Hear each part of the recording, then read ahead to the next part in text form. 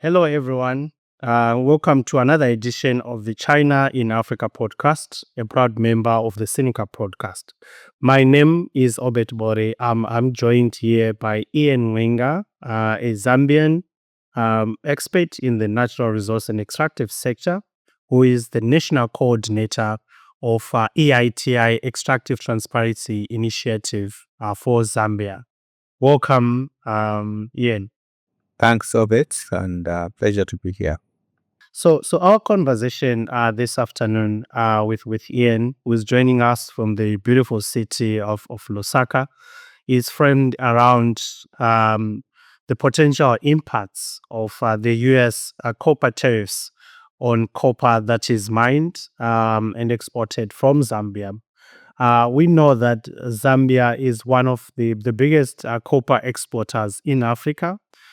In fact, copper accounts for roughly around 70% of Zambia's export earnings, and it is very central to fiscal revenue and employment creation. And on this 9th of July this month, we had Mr. Trump, the president of the United States, expressing that the U.S. had, come up with tariffs for copper imports, and all tariffs will attract, all copper imports into the US will attract 50% tariff. And these tariffs are going to be effective from the 1st of August, so that this week, Friday. And to help us unpack potential impact of these tariffs on either prices globally, but also even on exports from Zambia, given the current, conversations around the US and Zambia collaborating on the Lobito corridor, including even the DRC. We are seeing that the US is a lot more interested in doing business, particularly in the front of critical minerals and copper with Zambia. But we're also seeing that the US is trying to, tariff everyone and everything, including copper, which is one of the critical minerals that they require for industrialization, for decarbonization, but even for their defense. So to help us unpack this, Ian is going to, tell us what is the likelihood of these tariffs impacting Zambia's, fiscal regime and export earnings. So to kickstart, perhaps Mr. Mwiinga, you could help us explain to the listeners, the copper landscape for Zambia, how Zambia has been, faring in terms of export earnings, which countries it has been trading with, and also how is it going to be impacted by these tariffs? Thanks a lot, Obet. I'm probably one of those few optimists in every situation. I wouldn't exactly view it as a negative impact, if you like, because as you probably know, most of the copper or commodities exports, they literally go to the east, which is Asian countries where refining and processing of commodities is actually done. So what you tend to see, the data that is reported perhaps in the Western Hemisphere is largely contracts that are traded, globally. But the actual mineral itself, it actually, goes to the east. So based on that, I see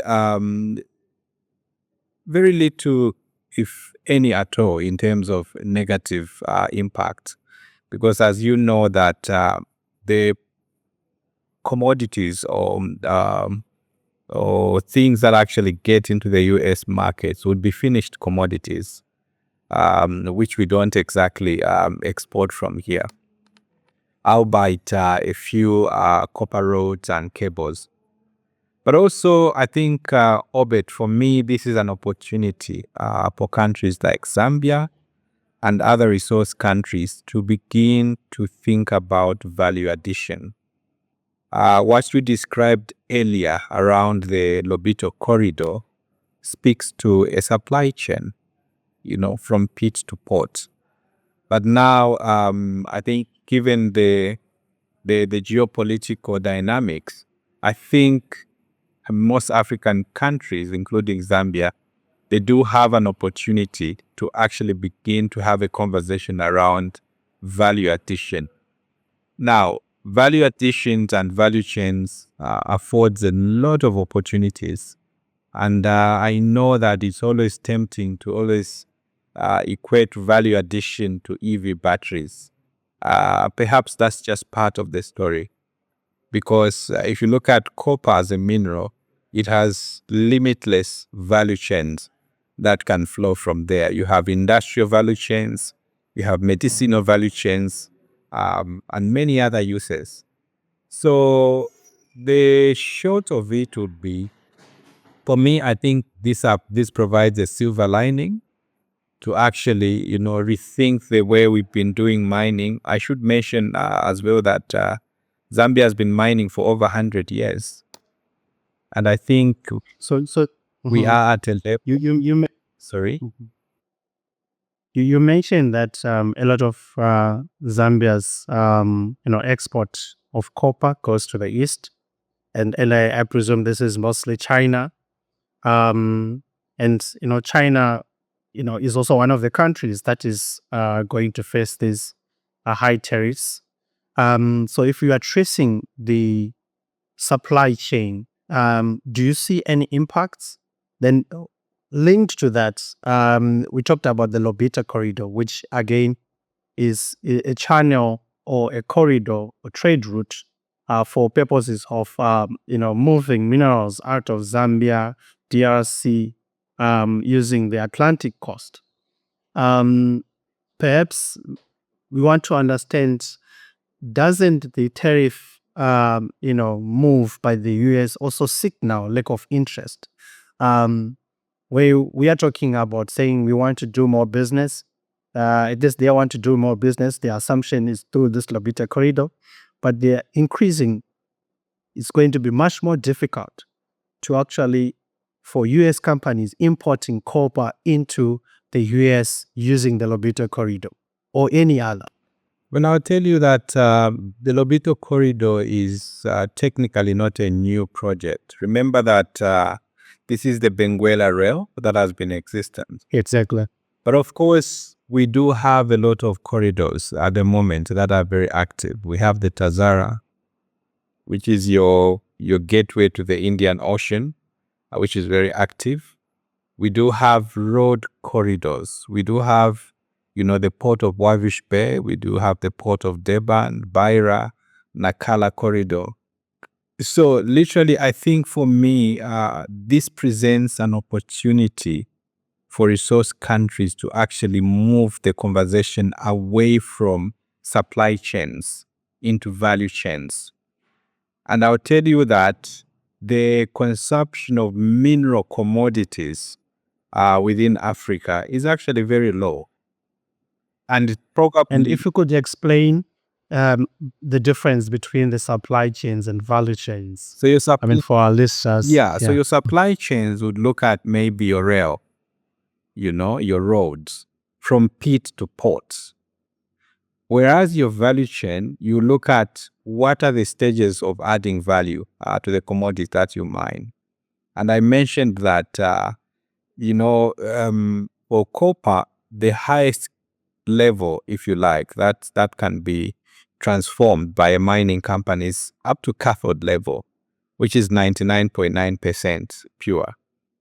And then you have the next stage, which is your value addition, which now look at making perhaps copper cables, roads, those roads that you can, plug into the ACs and various components, for example, vehicle components.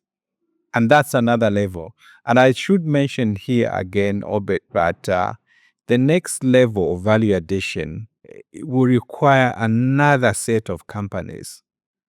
And we shouldn't be confused that we need mining companies to do that. No, that is not the case. Because then that will be a downstream activity, a totally different, space for doing business. So effectively, what I'm saying is that we have an opportunity to begin to crowd in technology and companies that can help us to actually move a notch high in terms of the value chain. What we have now are supply chains or trade routes or corridors, like you mentioned, the Lobito corridor, the Nakala corridor, Wabish Bay corridor, the Durban corridor, and all that. So in my view, I think without a doubt, we ought to begin to see a silver lining in every opportunity, in every situation as commodity producing countries. And I should also mention that for the Lobito corridor, what is interesting is that that rail is not just a commodity, a mineral, supply chains. There are propositions to actually make that rail to be a multi-user rail. This means that that rail can essentially be used to transport agricultural products.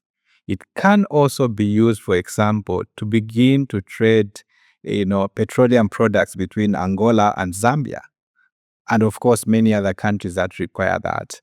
And I know that there are very active conversations around how then do we ensure that, for example, the port of Wavish Bay can be used to actually handle a little bit more cargo that comes inland.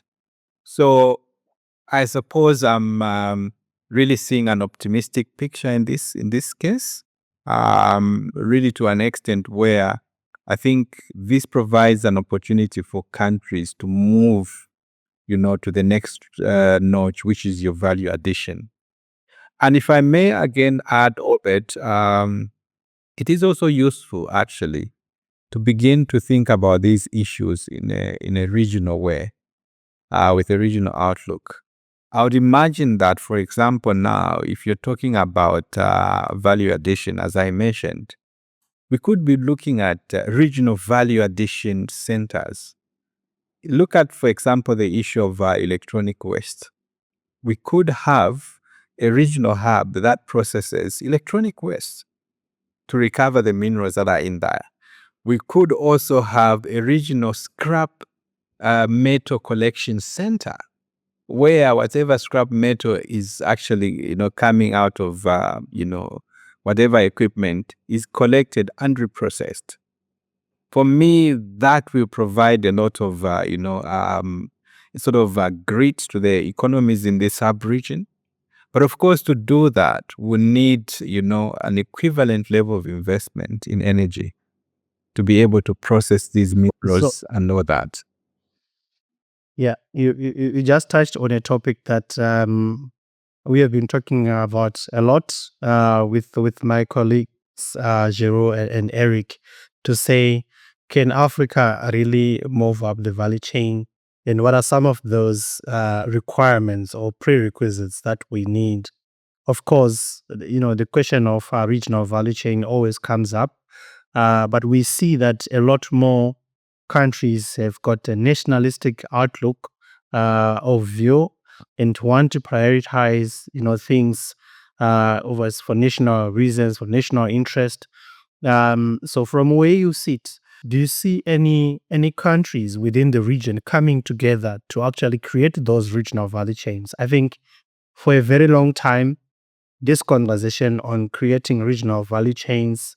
In fact, SADC, he has got a strategic roadmap for creation of regional value chain, which started in 2015.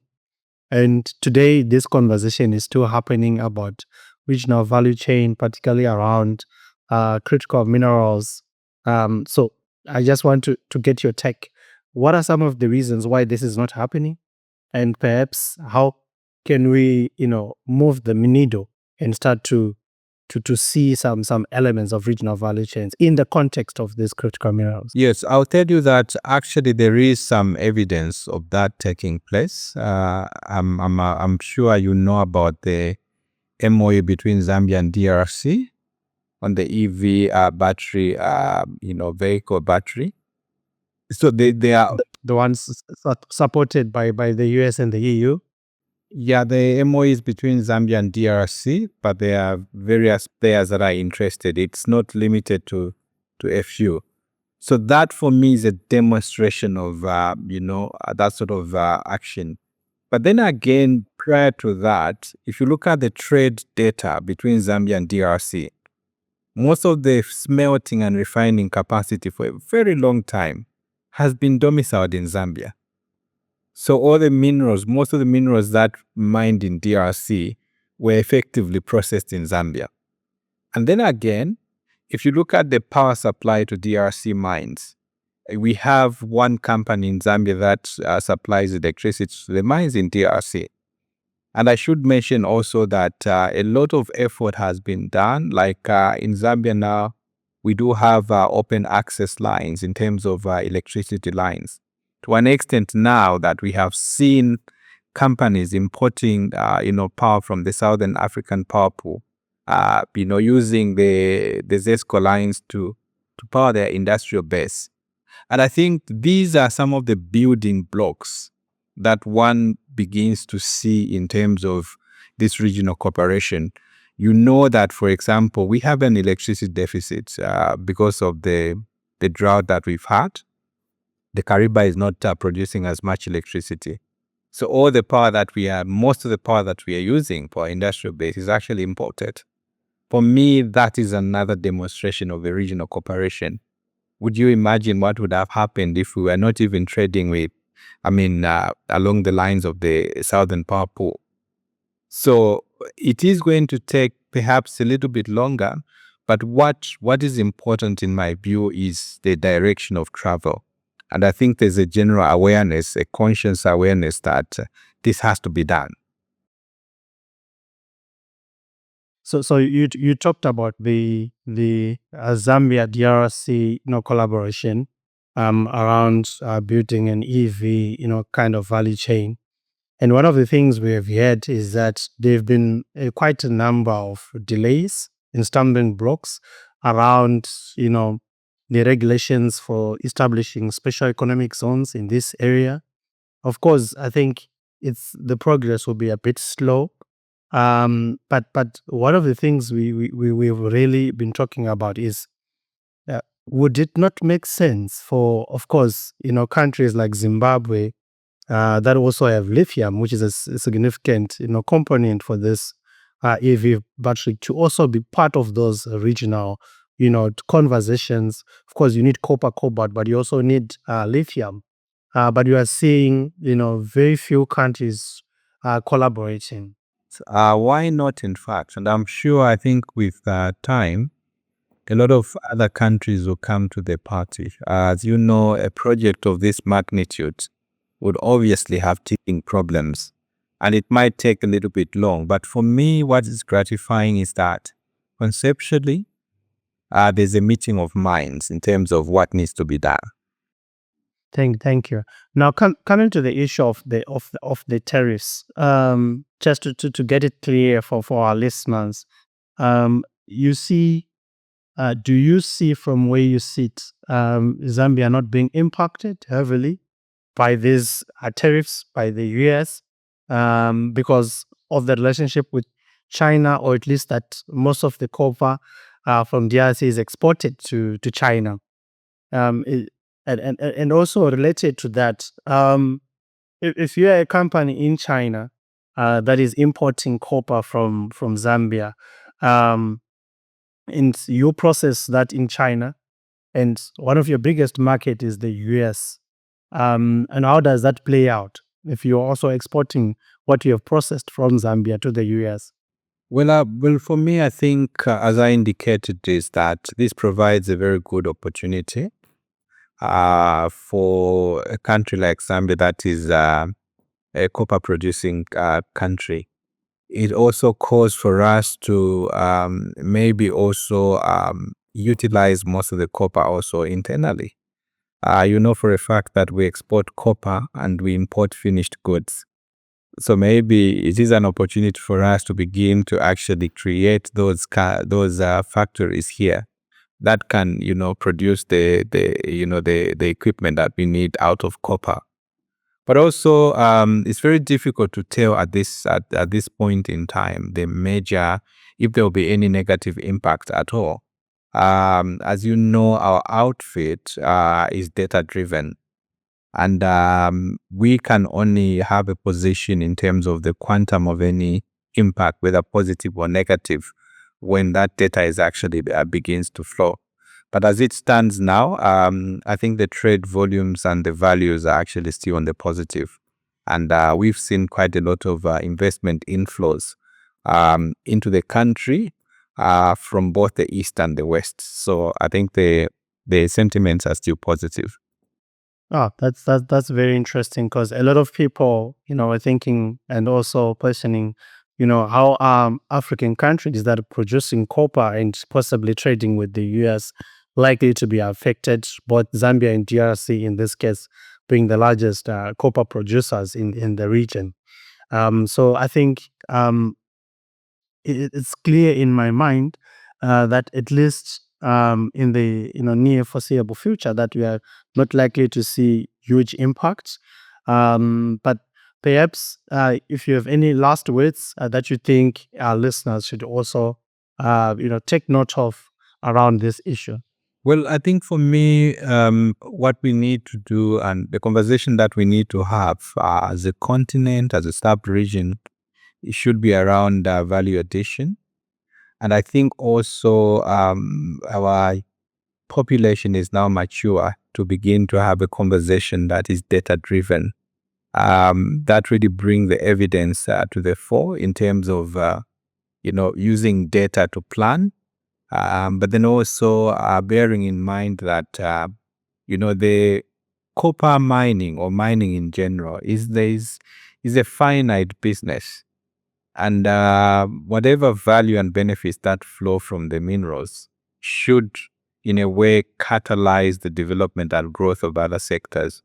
So we have an opportunity at the moment to benefit from the critical minerals, but we should also know that this opportunity will not be there forever. So therefore, we need to maximize now to more new sectors that will enable that to cushion us from any shocks that will arise in the future.